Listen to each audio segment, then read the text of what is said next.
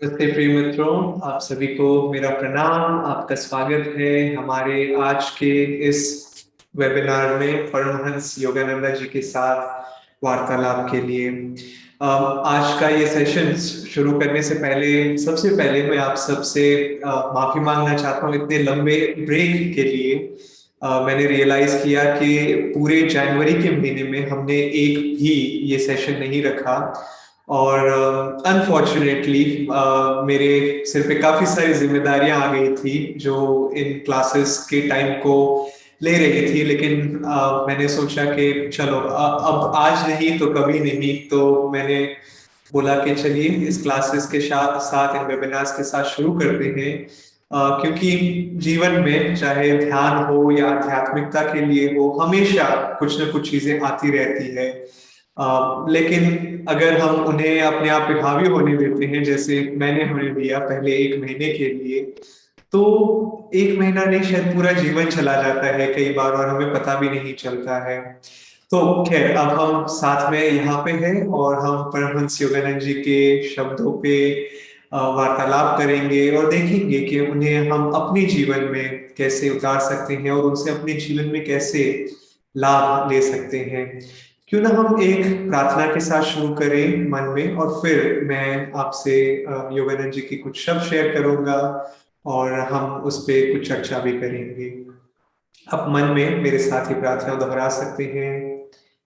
हे परमपिता, दिव्य मां, मित्र, प्रियतम ईश्वर, क्रिया योग के महान गुरुजनों, बाबा जी कृष्ण, जीसस क्राइस्ट, लहरी महाशय, स्वामी श्री युक्तेश्वर जी, परमहंस योगानंद जी और सभी धर्मों के महान संत, हम आप सभी को विनम्रता पूर्वक प्रणाम करते हैं और आपको आमंत्रित करते हैं हमारे इस सत्संग में हमारा मार्गदर्शन करें, हमें आशीर्वाद दें कि हम पूरी दृढ़ता से अपनी आध्यात्मिक आकांक्षाओं पे चल सके, उनको पूरा कर सके।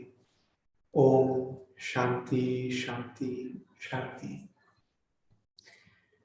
आप सभी का फिर से स्वागत है। और दोस्तों, आज का जो वार्तालाप है, आज हम दो वार्तालाप पढ़ेंगे और इसमें हम सीखते हैं एक बहुत ही इम्पोर्टेंट विषय के बारे में, स्पिरिचुअलिटी, प्रैक्टिकलिटी इन स्पिरिचुअलिटी, कि कैसे आध्यात्मिकता में भी व्यावहारिकता कितनी आवश्यक है। कई बार हम सोचते हैं कि जो प्रैक्टिकल दुनिया है और जो आध्यात्मिक दुनिया है वो अलग अलग चीजें हैं, लेकिन हकीकत में जैसे योगानंद जी कहते थे कि कोई भी ग्रंथ भी जो होता है, जैसे गीता हो गई या कोई भी ग्रंथ किसी भी धर्म का ले लीजिए, वो ग्रंथ हर लेवल पे, चाहे वो आध्यात्मिक लेवल हो या इस भौतिक जगत के बारे में हो, मानसिक हो या इमोशनल हो, मानव को वो हर एक चरण में, हर एक लेवल पे उसे सहायता देता है और वही चीज उसे एक ग्रंथ बनाती है। तो उसी प्रकार इस वार्तालाप में हम पढ़ते हैं कि कैसे योगानंद जी अपने शिष्यों को गाइड करते थे और उनका मार्गदर्शन करते थे।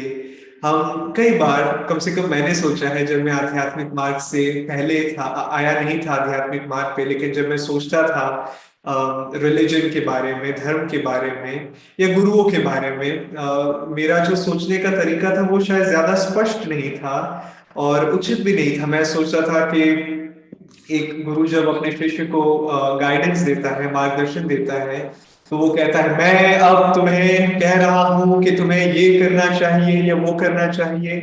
लेकिन कई बार जो सच्चे गुरु होते हैं उनका मार्गदर्शन बड़ा ही प्रैक्टिकल भी होता है और बहुत सरल भी होता है, और वो अपने आप को फोर्स नहीं करते हैं, बहुत ही कोमलता से अपने शिष्यों को गाइड करने की कोशिश करते हैं। तो खैर, इस वार्तालाप को पढ़ते हैं। ये है मैं आप सभी को फिर से प्रोत्साहित करूंगा कि अगर आपके पास ये किताब नहीं है तो आप जरूर इस किताब को लें, क्योंकि हम सारे वार्तालाप इसमें नहीं पढ़ पाएंगे, बहुत सारे वार्तालाप हैं। मैं कुछ वार्तालाप स्किप करके आगे चला जाता हूँ, लेकिन हर एक चीज पे आप हर एक वार्तालाप पढ़ सकते हैं और आप उन पे ध्यान कर सकते हैं कि कैसे मैं इस चीज को अपने जीवन में उतारूं।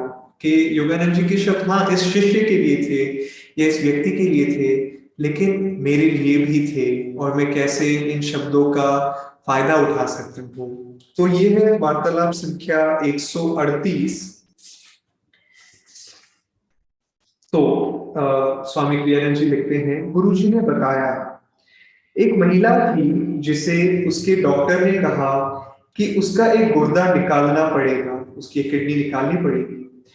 वह मेरे पास परामर्श के लिए आई। ईश्वर से पूछने के बाद मैंने उसे कहा, क्यों न दूसरे डॉक्टरों से भी पूछ लिया जाए। इतना महत्वपूर्ण निर्णय केवल एक व्यक्ति की राय के आधार पर मत लो। वह दो तीन दूसरे डॉक्टरों के पास गई। सभी ने अपनी राय दी कि उसके गुर्दे को बचाया जा सकता है। तब मैंने उसे किसी भी रूप में मांस और अंडा न खाने का परामर्श दिया और बहुत सारा चकोतरे का रस पीने के लिए कहा। 1 महीने में ही वह अच्छा महसूस करने लगी। उसके बाद वह अपने डॉक्टर के पास गई। उसने पाया कि महिला के गुर्दे का रोग पूरी तरह ठीक हो चुका है। स्वामी क्रियानंद जी लिखते हैं इस वार्तालाप के बारे में, जहां तक हो सके गुरुजी का इलाज सामान्य व्यवहारिक बुद्धि पर आधारित होता था। हालांकि उनकी व्यवहारिक बुद्धि में उनकी सहज अंतर्दृष्टि का एक घटक घटक थी। इस प्रकार परिस्थितियों के अनुसार वे अच्छे स्वास्थ्य के लिए अलग अलग उपाय बताया करते थे। अपने व्यावहारिक तरीके में वे इस उक्ति का समर्थन करते थे, ईश्वर उनकी सहायता करता है जो अपनी सहायता स्वयं करते हैं। अगले वार्तालाप को पढ़ने से पहले मैं जरा सा रुकना चाहूंगा और इस वार्तालाप के बारे में, इन शब्दों के बारे में, इस कहानी के बारे में कुछ शेयर करना चाहूंगा। सबसे पहले आप यहाँ देखते हैं योगानंद जी कहते हैं कि मैंने ईश्वर से प्रार्थना की। उन्होंने तुरंत, जैसे ही किसी ने कुछ पूछा, जैसे हमसे भी कई बार अगर हमारी आयु ज्यादा है या हम किसी भी पोजीशन में है जीवन में, आपने देखा होगा कि शायद लोग आपसे सजेशन मांगते हैं, आपका ओपिनियन पूछते हैं, आपसे राय लेना चाहते हैं। और उस समय क्या होता है, प्राय व्यक्तियों का विचार, मैं आपकी बात नहीं कर रहा हूँ, लेकिन प्राय इस दुनिया में लोगों का क्या मन में आती है, आहा अब मेरे ये विचार है कि तुम ये कर सकते हो, ऐसा कर सकते हो, तुम्हें ये करना चाहिए, वो करना चाहिए। लेकिन नहीं, योगानंद जी भीतर गए, उन्होंने ईश्वर से पूछा कि क्या करना चाहिए इस व्यक्ति को, और फिर उन्होंने गाइड किया कि चाहे बाहरी रूप में प्रैक्टिकल ही थे वो दिखने में, लेकिन हर चीज उनके लिए प्रैक्टिकल इसीलिए थी क्योंकि वो हर चीज वो ईश्वर से पूछते थे। हर चीज वो ईश्वर और गुरुओं से पूछ के करते थे। और ये एक चीज है जो हम सब कर सकते हैं और हमें कोशिश भी करनी चाहिए करने के लिए। शायद छोटी चीजों से, मैंने शायद पहले भी बोला है, लेकिन मैं कभी कभार सोचता हूँ कि शायद मैं बड़ी चीजों में अभी सुन ना सकूं ईश्वर मुझे क्या कहना चाहते हैं, लेकिन छोटी छोटी चीजों में कम से कम पूछ तो सकता हूँ कि आज शाम को हमें क्या खाना चाहिए, क्या मुझे इस व्यक्ति को अभी फोन करना चाहिए या बाद में फोन करना चाहिए, क्या मुझे अभी निकलना चाहिए या शायद थोड़ी देर बाद में। और कई बार मैंने सोचा है कि अच्छा, अगर मैं पूछता हूँ कि मुझे निकलना चाहिए नहीं निकलना चाहिए, मुझे गाइडेंस मिलती है कि हाँ शायद आज बारिश आ सकती है। ये मेरी कहानी नहीं है, लेकिन मेरे एक मित्र की कहानी है। वो कहते हैं कि अगर हम ईश्वर से पूछें कि क्या मुझे अभी निकलना चाहिए, और शायद लगे कि अरे मुझे छाता लेके जाना चाहिए, और लगे कि धूप आ रही है, छाता किस लिए, और निकलते ही बारिश आने लग गई। और छोटी छोटी बातों में अगर हम ईश्वर से पूछेंगे तो ये एक बहुत ही प्रैक्टिकल चीज है। हम शायद शायद सोच सकते हैं कि हर चीज के लिए ईश्वर को पूछना ये कहाँ से प्रैक्टिकल हुआ, लेकिन आप देखेंगे कि छोटी छोटी बातों से अगर आप शुरू करेंगे तो बड़ी बड़ी बातों में भी फिर ईश्वर हमारी सहायता कर सकते हैं। जैसे स्वामी दयानंद जी भी कहते हैं कि हाँ, बाहरी रूप से प्रैक्टिकल थे योगानंद जी, और यहाँ पे हकीकत में वो प्रैक्टिकल थे। उन्होंने ये नहीं कहा कि मैं तुम्हें कह रहा हूं क्योंकि ईश्वर मुझे कह रहे हैं कि तुम्हें ये करना चाहिए। बहुत ही स्वाभाविक रूप से उन्होंने कहा क्यों ना कुछ और डॉक्टरों से राय ली जाए। और यहाँ पे हमें हमें इस शिष्य की बात भी देखनी चाहिए कि ये शिष्य ओपन थे, अपने हृदय को खुला रख के अपने गुरुजी से पूछ रहे थे कि गुरुजी मुझे क्या करना चाहिए। कई बार लोग अपने जीवन में सोचते हैं कि अरे इसके लिए मुझे क्यों पूछने की जरूरत है ईश्वर से, या मैं जानता हूँ या डॉक्टर बेहतर जानते हैं, इन्हें क्या पता। और शायद कई बार लोगों के मन में ये भी विचार आ सकता है कि अरे योगानंदा या मेरे गुरु जो भी है वो अपने शरीर में नहीं है, तो क्या पूछूं उनसे। लेकिन यदि हम भीतर से अपने पूछेंगे तो हम उत्तर पाएंगे। और ये मेरे जीवन का अनुभव रहा है कई बार, और शायद आपका भी रहा है। लेकिन बार बार हमें उस बात को याद दिलाने की जरूरत है। दूसरी बात यह है कि हाँ, शायद योगानंद जी आज शरीर में नहीं है, लेकिन उनके शिष्य तो हैं शरीर में, जो शायद मेरे से ज्यादा इस मार्ग पे ज्यादा चल चुके हैं, आध्यात्मिक मार्ग पे ज्यादा चल चुके हैं। उनका एक्सपीरियंस, उनका अनुभव शायद मुझसे ज्यादा है। तो क्यों ना मैं उनकी राय लूं। और क्योंकि वो शायद योगानंद जी के मार्ग पे चल के, या वो जो भी आप आध्यात्मिक मार्ग से बिलोंग करते हैं, वो अगर उस मार्ग पे ज्यादा चले हुए हैं तो आपको शायद ज्यादा अच्छे से गाइड कर सके। लेकिन कई बार हम या तो पूछना नहीं चाहते हैं या सुनना नहीं चाहते हैं। और इधर ये जो शिष्या थी, उसने पूछा भी कि मुझे क्या करना चाहिए, और सुना भी कि हाँ ठीक है, आपने ये गाइडेंस दी है मुझे और मैं इस पे आगे चलना चाहती हूँ। और योगानंद जी ने इतने स्वाभाविक रूप से इस सजेशन को दिया, इतने प्रैक्टिकल तरीके से दिया कि कई बार हम सोच सकते हैं कि हाँ ठीक है, देखेंगे, सोचेंगे, शायद पहला डॉक्टर भी ठीक कह रहा होगा। लेकिन एक बहुत ही एक और ये कहानी शायद इस किताब में नहीं है, लेकिन मुझे याद है कि स्वामी क्रियानंद जी ने ये कहानी बताई थी कि योगानंद जी की एक शिष्या थी, जो भारत में रहती थी, और Yogananda ji of course America चले गए थे। लेकिन योगानंद जी ने शिष्या को कहा था कि तुम क्रिया योग दीक्षा दो, जितने लोग तैयार हैं क्रिया योग के लिए तुम उन्हें दीक्षा दो, मेरे बिहाफ पे, मेरे तरफ से तुम उन्हें दीक्षा दो, मैं तुम्हें आशीर्वाद देता हूँ। और इस महिला ने हजारों लोगों को क्रिया दीक्षा दी, बहुत अच्छा कार्य किया, बहुत अच्छी सेवा की गुरु की। लेकिन एक छोटी सी चीज थी जो योगानंद जी शिष्या को कहते थे, वो था कि तुम्हें चप्पल पहननी चाहिए, तुम्हें जूते पहनने चाहिए, तुम्हें जो भी है, तुम्हें फुटवेयर्स पहनने चाहिए। और इसने कहा नहीं नहीं, मुझे क्या जरूरत है, मैं नंगे पांव ही चल लूंगी। तो योगानंद जी ने एक नहीं कई बार कहा, और हमें लग सकता है कि इस बात का क्या लेना देना। लेकिन क्या हुआ, इस शिष्या ने, क्योंकि ये नंगे पांव चलती थी, पांव के माध्यम से उन्होंने कुछ वायरल इन्फेक्शन या वायरस, क्योंकि उनके पांव खुले रहते थे हमेशा, उसके द्वारा उनके शरीर में वो इन्फेक्शन हुआ, और वो इन्फेक्शन उनके पूरे शरीर में चला गया। और बहुत कुछ समय बाद जल्दी ही उनकी मृत्यु भी हो गई। और हमें लग सकता है कि अरे ये तो एक छोटा सा सजेशन था, लेकिन गुरु का दिया हुआ छोटे से छोटा सजेशन भी बहुत बड़ा सजेशन होता है, बहुत महत्वपूर्ण होता है।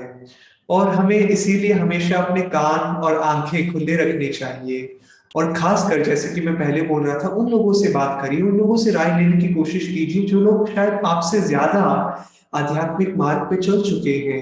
शायद वो कुछ चीजें जानते हैं जो आप नहीं देख सकते हैं, या मैंने कई बार, मैं खुद अपने भ्रम में जी रहा था, लेकिन फिर भी कम से कम मेरे जीवन में मैंने एक सद्बुद्धि रखी है कि मेरे से ज्यादा जो चले हुए हैं उनसे राय लेना। और जब जब मैंने राय ली है उनसे, तो मैंने पाया मैं ये निर्णय अपने भ्रम में रह के ले रहा था, कि शायद ये चीज बहुत प्रैक्टिकल लग रही है, लेकिन मैं उस चीज पे चलना नहीं चाहता था। क्यों? क्योंकि मेरे आंखों के सामने पर्दे लगे हुए थे, और मैं सोच रहा था कि मुझे पता है, मुझे क्यों जरूरत है राय की, मुझे क्यों जरूरत है एडवाइस की।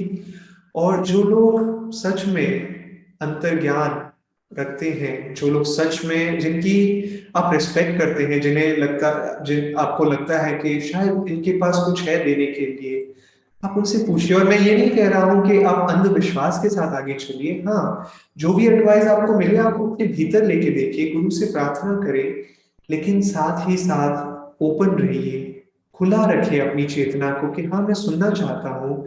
जैसे श्री युक्तेश्वर जी भी थे, अगर आप एक योगी की आत्मकथा पढ़ेंगे, जब श्री युक्तेश्वर जी के सामने कोई भी व्यक्ति उनकी गलतियां निकालने की कोशिश करता, युक्तेश्वर जी कभी नहीं बोलते अरे मुझे पता है मैं अवतार हूं, नहीं, कभी नहीं। युक्तेश्वर जी, जैसे योगानंद जी कहते हैं, वो बड़े ही बिना किसी इमोशंस में बहते हुए बड़े ही निष्पक्ष भाव से इस व्यक्ति की बात सुनते थे।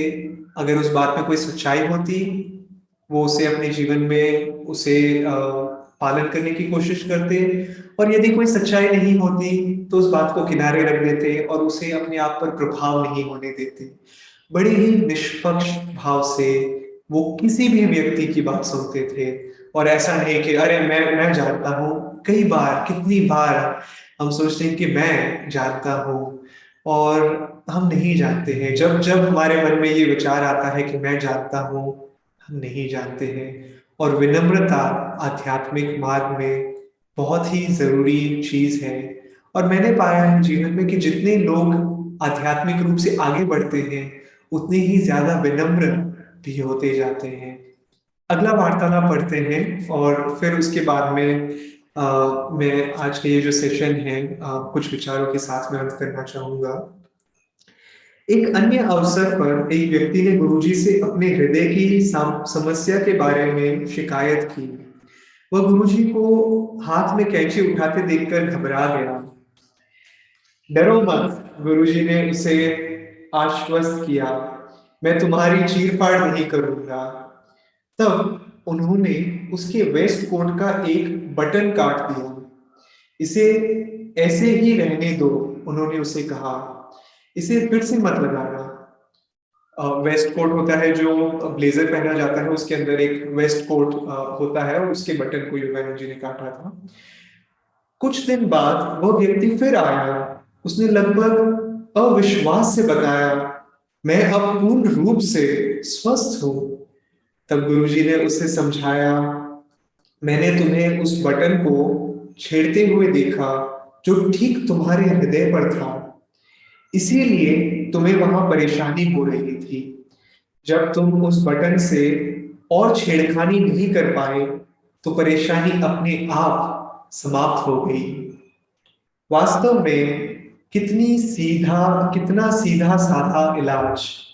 हालांकि गुरुजी के पास उस व्यक्ति के आने से पहले कौन इस समाधान के विषय में सोच सकता था। बहुत ही सरल उपाय, बहुत ही प्रैक्टिकल उपाय, और लेकिन कितने लोगों ने, शायद इस व्यक्ति ने कितने ही डॉक्टरों के चक्कर लगाए होंगे, लेकिन फिर भी योगानंद जी ठीक मुद्दे पे गए। बहुत ही प्रैक्टिकल भी सुझाव था, बहुत सरल सुझाव था, और ये प्रैक्टिकल चीजें उन्होंने सोच के नहीं पाई, तर्क वितर्क से नहीं। लेकिन जैसे हमने पहले गाने में पढ़ा, ईश्वर मुझे यहाँ क्या करना चाहिए, और आप अपने जीवन में भी देखने की कोशिश कीजिए कि मुझे क्या करना चाहिए यहाँ पे ईश्वर। शायद आप अपनी गुरु भाइयों से राय लें, उनसे सजेशंस लें, खासकर जैसे कि मैं कह रहा था कि जो जिन पे आप विश्वास रखते हैं, जिनको आप आदर करते हैं, उनसे पूछें। और ये जो ज्ञान है, अंतर ज्ञान, वो सिर्फ सोच के नहीं आता है। प्रैक्टिकल रहना बहुत जरूरी है, लेकिन सबसे प्रैक्टिकल चीज मैंने अपने जीवन में पाई है, ईश्वर और गुरुओं से प्रार्थना करना, उन पर ध्यान करना और उनकी राय लेना, आंतरिक रूप से और बाहरी रूप से उनसे राय लेना जिनका मैं आदर करता हूँ।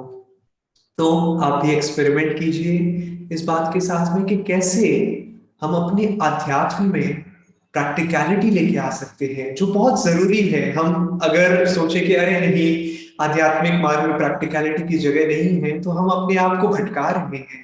प्रैक्टिकल रहना बहुत जरूरी है, लेकिन साथ साथ ये याद रखना कि उतना ही जरूरी है कि जीवन की सबसे ज्यादा प्रैक्टिकल बात ये है, ईश्वर और गुरुओं से प्रार्थना करना और अपनी चेतना को उनके लिए खुला रखना कि वे हमारा मार्गदर्शन कर सकें।